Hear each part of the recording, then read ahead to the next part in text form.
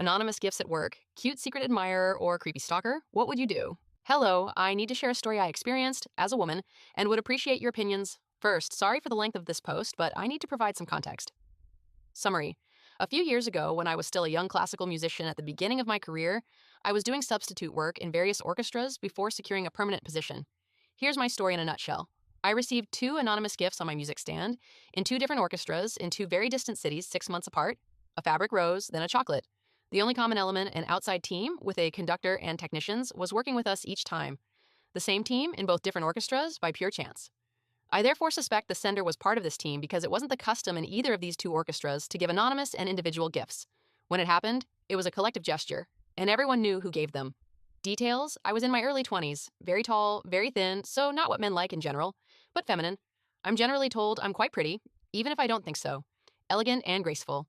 I'm calm and rather reserved, but also competent and attentive. I participated twice in two different orchestras and 6 months apart in two exceptional projects with this team. The day before the concert for the first project, my neighbor pointed out a pale fabric rose prominently displayed on my side of the music stand. He said, "I don't know who put it there, a secret admirer." The same thing happened with the chocolate 6 months later on the other side of the country. I asked my colleagues if it was a forgotten item. It wasn't. I strongly suspect the stage manager, who was in his mid-30s of this team, was behind these gifts, as he was the only one with whom I had close but always professional interactions. He was particularly in charge of a fragile mechanism located near my chair during the first project. He also distributed large fabric flowers to certain volunteer musicians, not me, for a specific number. He was the only one with access to the props, and he was constantly on stage or backstage, managing many things quickly and discreetly. These are my clues. I felt that from the very first days, this guy had spotted me, but I have no idea why.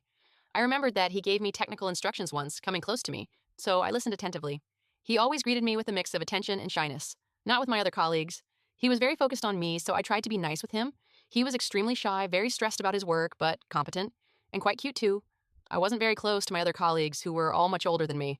I should point out again that it's not normally customary for us to exchange these kinds of gifts with each other. This project is now finished, and I no longer have any contact with this guy, but I don't know what to make of it all.